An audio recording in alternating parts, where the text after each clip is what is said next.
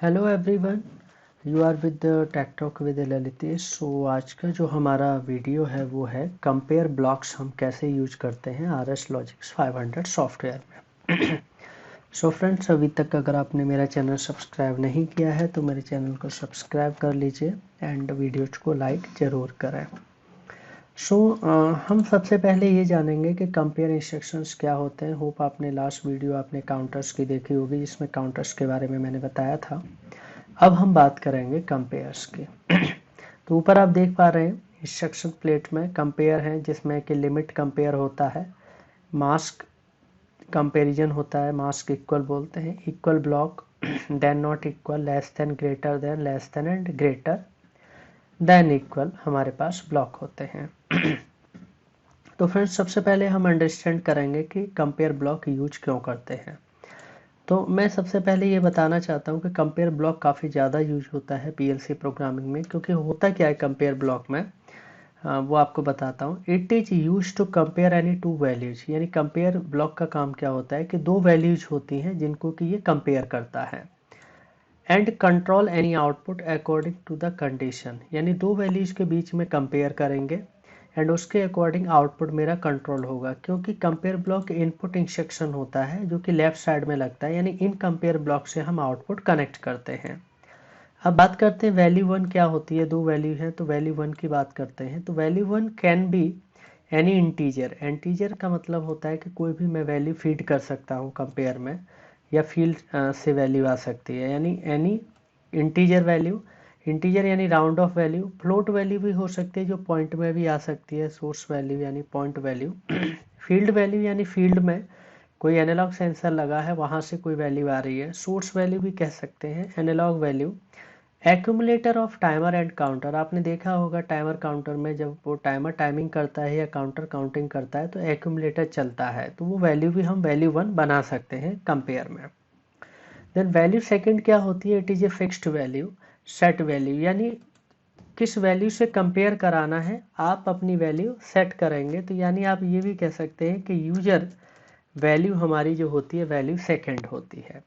तो मान लिया वैल्यू वन है, वैल्यू टू है, दोनों वैल्यू है, यानी वैल्यू वन फील्ड से आ रहा है और वैल्यू टू आप फिक्स करते हैं। तो क्या होता है, means value one will compare with value two. यानी वैल्यू वन वैल्यू टू यानी जो आप फिक्स वैल्यू कर रहे हैं उससे कंपेयर होगा, देन अकॉर्डिंगली फिर मेरा आउटपुट क्या होगा, ऑन होगा। लेकिन ये सारी चीज़ें डिपेंड करती है कंडीशंस, यानी आप कह सकते हैं टाइप्स ऑफ कंपेयर। यानी यहाँ पर मैं अगर बात करूँ तो कंपेयर्स के टाइप्स होते हैं, कौन कौन से होते हैं मैं आपको बताऊंगा कंपेयर के टाइप्स। यानी सबसे पहले हम कंडीशन वन की तरफ रुख करेंगे कि कंडीशन वन क्या हो सकती है। तो पहली कंडीशन ये होती है कि जो वैल्यू वन है यानी कोई फील्ड वैल्यू और आप जो सेट करते हैं दोनों वैल्यू क्या होंगी, इक्वल। यानी value one and value two both are equal. यानी अगर दोनों वैल्यू इक्वल है, यानी मान लिया value one and value two दोनों इक्वल हो गई, यानी आपने जो सेट किया 5 किया और फील्ड की वैल्यू आके भी 5 हो गई, यानी दोनों बराबर है, देन मेरा क्या होगा, आउटपुट ऑन हो जाएगा। यानी इस कंपेयर से जो आउटपुट मेरा कनेक्ट होगा वो क्या हो जाएगा, ऑन हो जाएगा।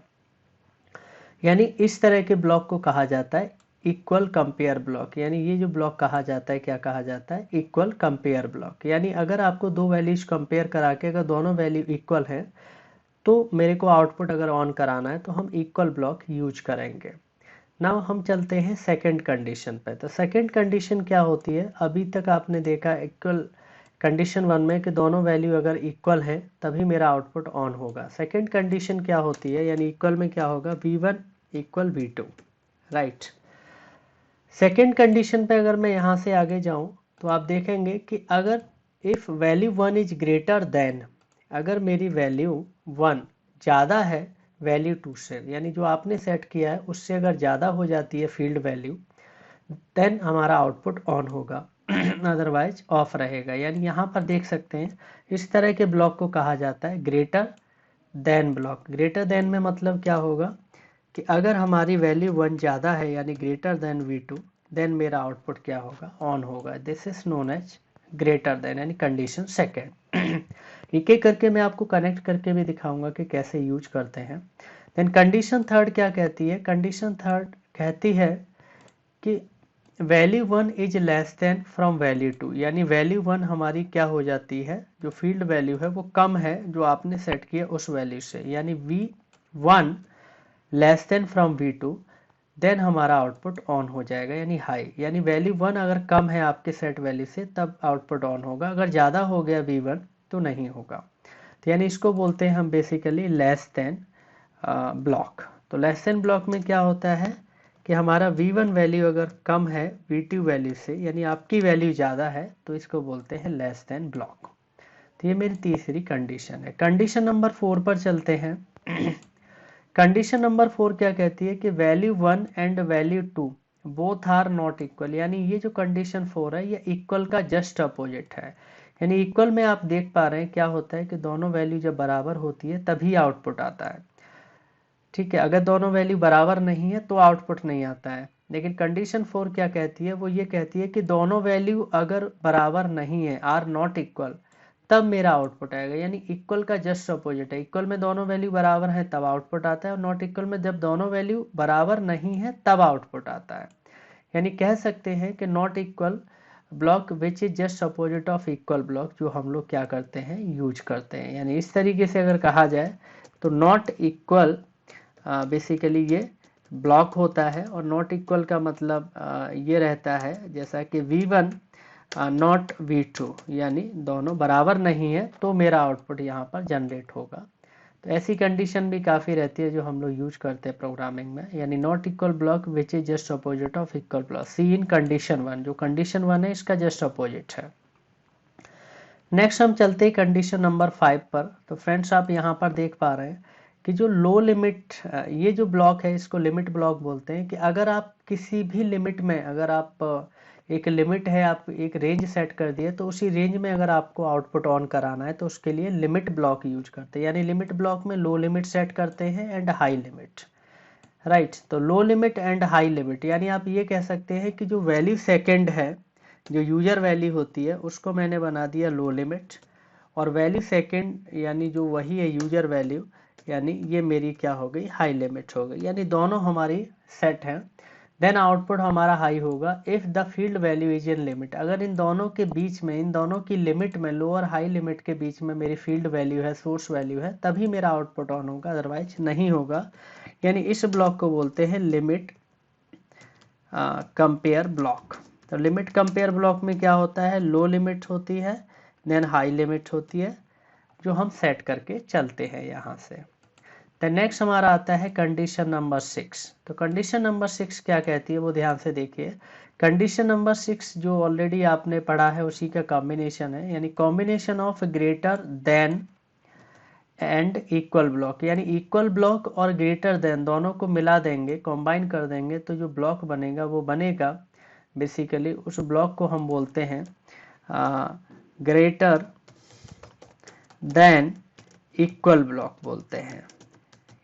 तो ग्रेटर देन इक्वल क्या होता है, मींस जब वैल्यू 1 ज़्यादा हो जाती है वैल्यू 2 से या बराबर, यानी वैल्यू 1 अगर हमारी, जैसे मैं यहाँ पे लिख देता हूँ, वैल्यू 1 हमारी क्या है, ज़्यादा हो जाती है, इवन वैल्यू 2 के बराबर भी है, तो मेरा आउटपुट ऑन हो जाता है। यानी ग्रेटर देन ब्लॉक में ऊपर क्या था, ग्रेटर देन ब्लॉक में अगर मैं यहाँ पर बात करूँ, ये वाला ब्लॉक है ग्रेटर देन, तो जब वैल्यू 1 ज़्यादा हो जाती है वैल्यू 2 से तभी आउटपुट ऑन होता है। लेकिन यहाँ कहता है कंडीशन 6 में कि वैल्यू 1 बराबर भी हो जाए वैल्यू 2 के, या वैल्यू 1 ज़्यादा हो जाए, तो भी मेरा आउटपुट क्या हो जाएगा, ऑन हो जाएगा। और इस ब्लॉक को हम बोलेंगे बेसिकली, क्या बोलेंगे, ग्रेटर देन इक्वल ब्लॉक, यानी V1 is greater than equal V2।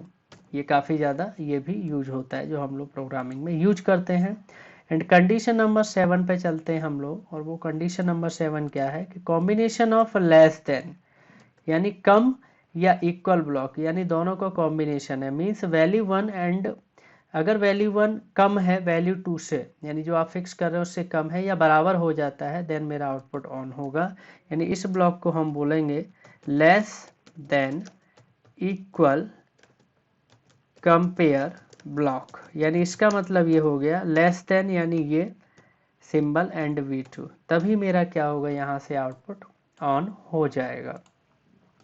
इस तरीके से हम यहाँ पर देख पा रहे हैं कि हम डिफरेंट कंडीशंस के अकॉर्डिंग हम कंपेयर इंस्ट्रक्शन यूज करते हैं। बहुत ज़्यादा यूज होता है कंपेयर इंस्ट्रक्शन पीएलसी प्रोग्रामिंग में। तो अब चलते हैं सॉफ्टवेयर में हम लोग कैसे यूज करेंगे। तो यहाँ पर देखिए इंस्ट्रक्शन प्लेट है कंपेयर में, लिमिट ब्लॉक है, मास्क कंपेरिजन इक्वल है, ये भी एक होता है जो हम यूज करते हैं, बताऊंगा। इक्वल ब्लॉक, नॉट इक्वल है, इक्वल का opposite not equal, less then greater than less than, और इक्वल का कॉम्बिनेशन आप देखेंगे लेस देन, इक्वल है, देन ग्रेटर देन और इक्वल है, हमारा ये ब्लॉक्स हैं। तो नेक्स्ट वीडियो में मैं आपको एक एक करके इंस्ट्रक्शंस के बारे में बताऊंगा कैसे यूज करना है, तब तक आप इसको लर्न कर सकते हैं। सो वीडियो अगर आपको अच्छा लगा होगा तो वीडियो लाइक ज़रूर करिएगा एंड शेयर करें एंड चैनल को सब्सक्राइब करें। So thanks for watching my videos, thank you.